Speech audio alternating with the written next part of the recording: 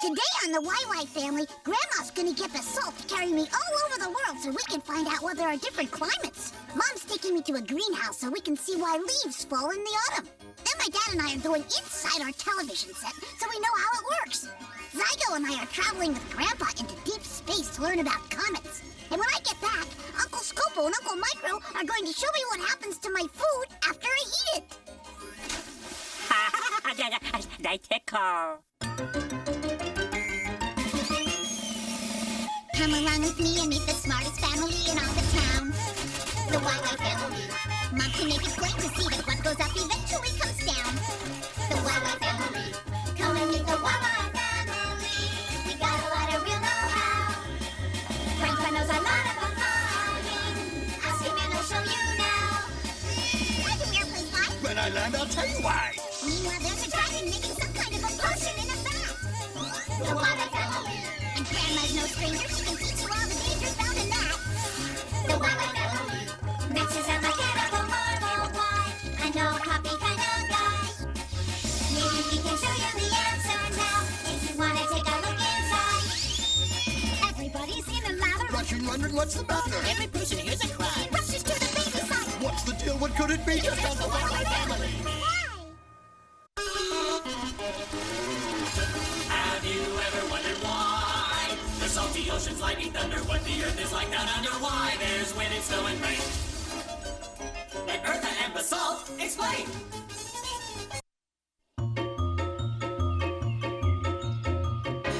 I can't take it anymore.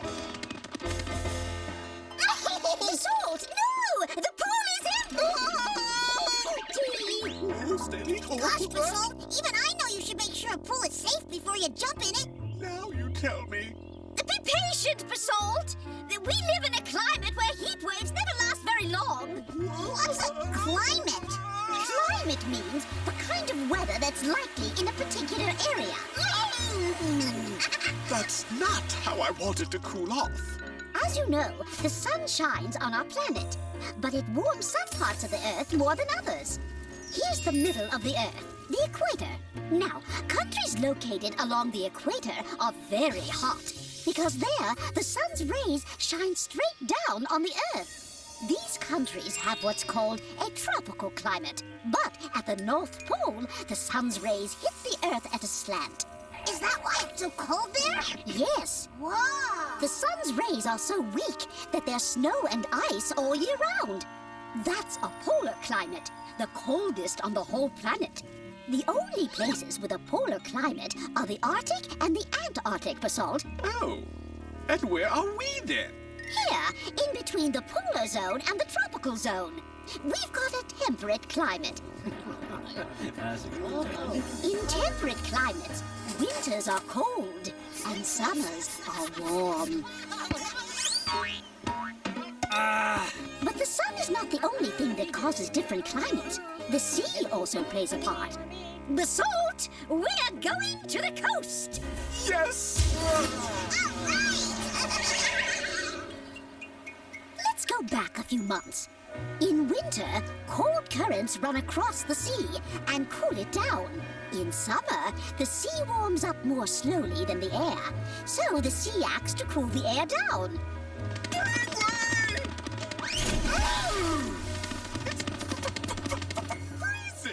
That's what I've been saying, Basalt.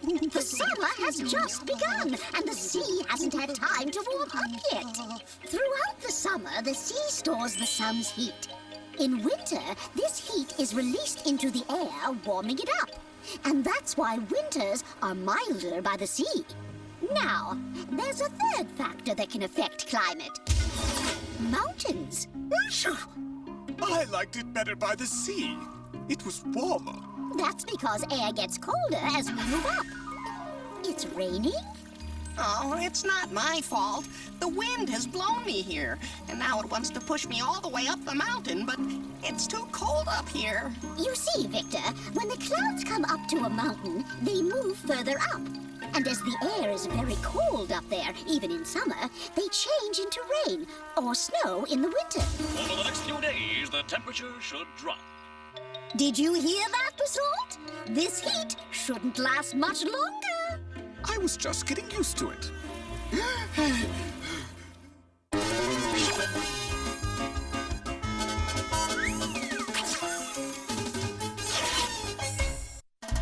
Hey, the questions that you have are not too serious. The animals and plants are not so mysterious, so have no fear. Everything will be made clear. The Nella Quick and Quack are here.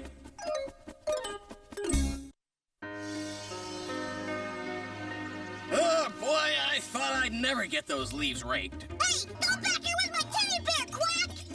Victor, no! Watch out for the leaves. Where did all these leaves come from? They fell off the trees. Well, I thought trees needed their leaves. They do, but when fall and winter come, there's less sunlight, and then the leaves are actually a nuisance. Back up a little, Mom, would you? Okay, let's review. Like any plant, a tree needs several things to survive. It needs water, which it brings up from the soil through its roots. This water is distributed throughout the tree, even to the tiniest veins in the leaves. It also needs carbon dioxide, which it gets from the air. You taught me we give off carbon dioxide when we breathe out. Very good, Victor. Finally, the tree needs chlorophyll. It's what makes plants green. And because of chlorophyll, the leaves are able to use energy from sunlight to change water and carbon dioxide into sugar, which is then carried throughout the whole tree. That doesn't sound like a nuisance to me, Mom. Sounds pretty important. Yes, it is. But in the fall, the sunlight gets weaker. There's not enough of it for the chlorophyll to do its job, so it disappears. In the fall, days grow shorter. The sun remains lower on the horizon. And it casts less light. And it gets colder. Freezing. So trees have to protect themselves to survive the winter. Is that why they undress? That sure is an odd way of protecting themselves. You see, its leaves contain a lot of water. That means they can freeze. And since they can't make food for the tree anymore, the tree gets rid of them. Yeah, all over the lawn. A tree that sheds its leaves is called deciduous. He kind of looks dead. Oh, it's very much alive. Come and see.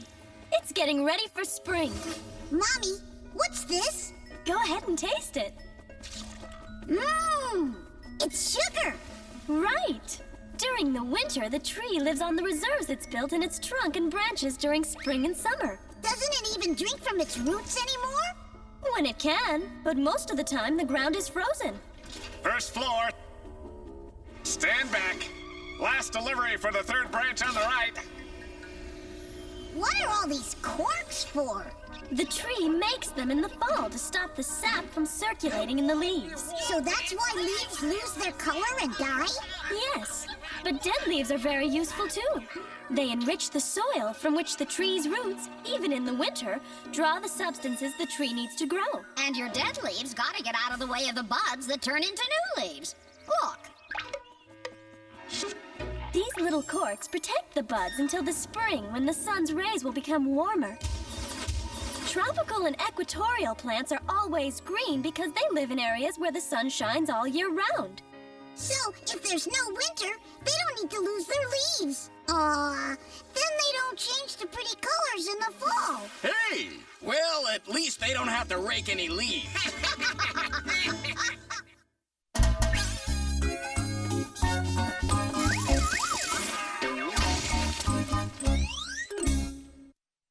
How does it do this? How does it do that? Max is the one with the electronic knack. Machines are his thing, so don't go berserk. Max on the job. You'll find out how they work.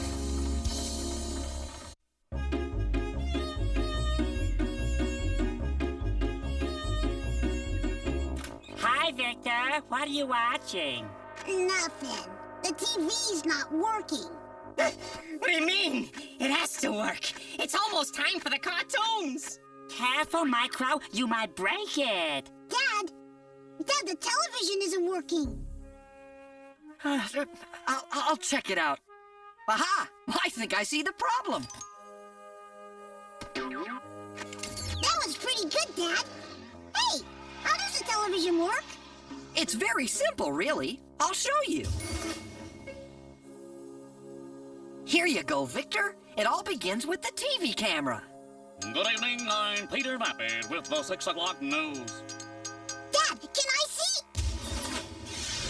Okay, Victor. The camera's lens projects an image onto these mirrors, which break the light from the image down into 3 colors: red, green, and blue. Hey, my hand's all blue. Each beam carries the same image, but in a different color. Hey, the news guy's all blue too. You know, he looks better that way. Look, Victor, in these tubes here, the colored beams are changed into electrical signals. Let's follow the blue one. Looky here, we got company. Why don't you two hombres just follow me? Yahoo! Wow, you electrical signals sure do move real fast. Speed of light, partner. It's the only way to get the job done. The electrical signals travel along underground cables to the TV station's transmitter, which sends the signals out as radio waves. These signals can then be picked up by a TV antenna hooked up to the television set. Inside the TV, the radio waves are changed back into electrical signals. And I get to see cartoons. Right. Now, sometimes the radio waves travel directly to the antennas on the houses. And here we are. Where? In our television. See, Victor, in here, things happen pretty much like in the camera. You have the same red, green, and blue beams. What's this, Dad? These are the electron guns, where the beams of light are changed back into picture and sound. Come on, Dad. Let's go. Taxi! I was wondering where you two had got Look, to. these electrons are going to bombard the television screen. Look closely at the 3 color beams, Victor. Wow. It's like magic. Thousands of red, green, and blue dots hit the screen at the same time. And all these dots work together to form the color picture. Hey, you're just in time. The cartoons are starting. Hey, cool. But I wanted to watch the news. But the rest of us want to watch cartoons. Hey, come back here with that. Hey! Hold it. If that's the way you're going to behave, no TV for any of you. Good day.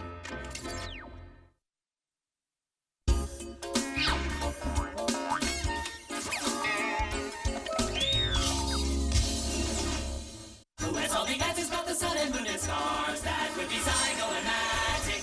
Who can tell us all about the atmosphere and Mars? That would be Zygo and Matic. Pick a spot in outer space, they've been all around the place. Zygo and Matic, here they come. Whoa, that's great, Dad. Do it again, please. Oh, must we? Wow, that's the coolest one yet. It's still up there. That's no firework. It's a comet. What's a comet? Come on, I'll show you. Here, take a good look. So that's a comet? You know, it kind of looks like a snowball. Very good, Victor. Astronomers sometimes refer to comets as dirty snowballs. They're made up of ice, dust, rock, and gas. What do you say we take a really close look? There's a comet straight ahead. Oh, it's getting pretty cold here. Well, we are in the outer solar system. The sun is billions of miles away. Ah, we're passing Pluto now, the furthest planet from the sun. But where comets come from is even further away. How can we see them if they're so far away? Comets move in wide trajectories around our sun. But some of them orbit in an oval or ellipse that brings them closer to the Earth. That's when you can see them.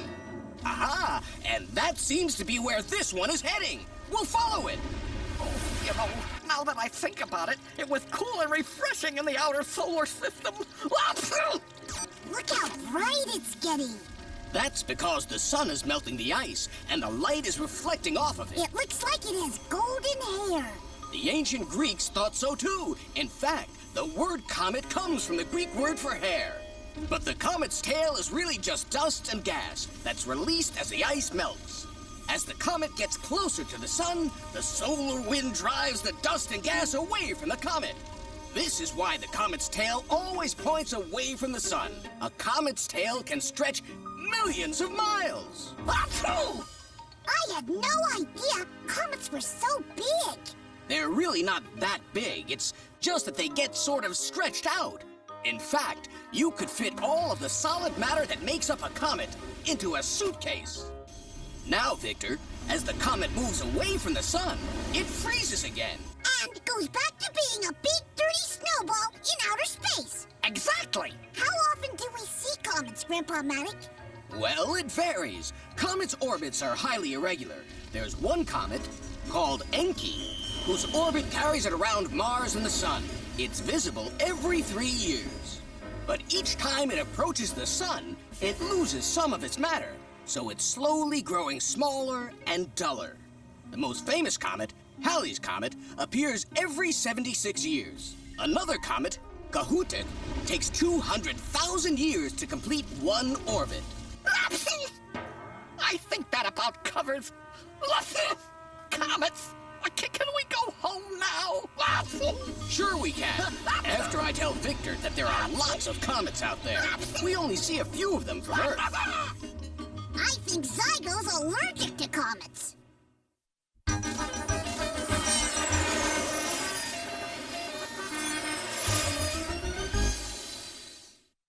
have seen nothing like this. These two guys you can't miss. You wonder what's inside you. These are just the guys to guide you. Come on, let's go. Let's go, let's go. These guys are in the know. Microwave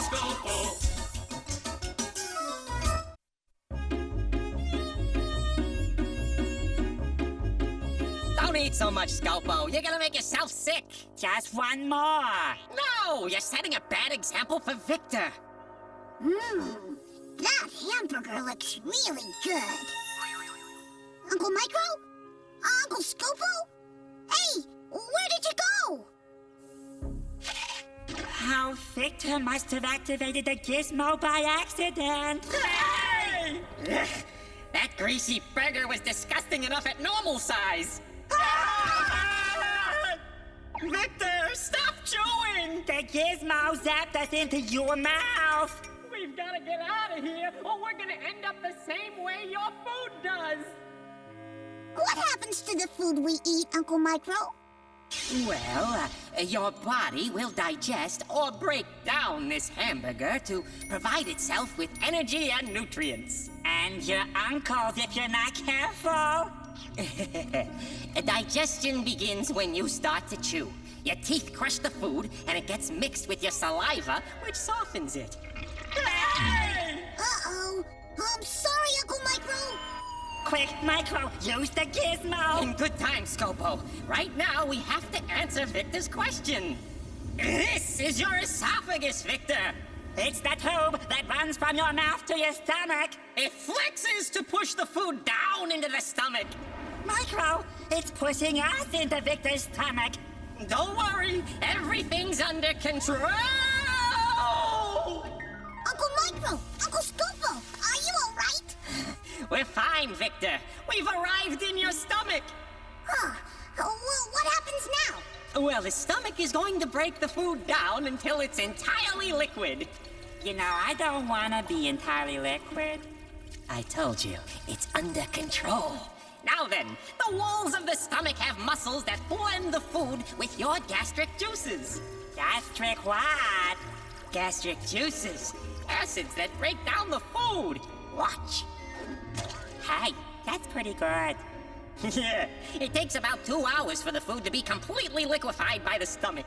Then it moves into the small intestine, a coiled tube that's about 25 feet long. What does it do? Well, the walls of the small intestine are lined with little projections called villi. They tickle. Yes, I suppose they would. But actually, they remove the substances your body needs from the food. These substances then pass into the bloodstream so they can be carried to all the cells of your body.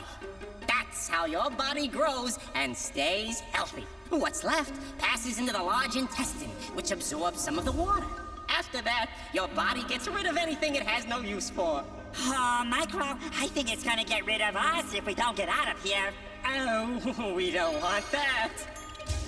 Wow. Oh. Thanks, Thanks, Uncle Micro. That was really interesting. Now, can you show me what happens when we eat a chili dog?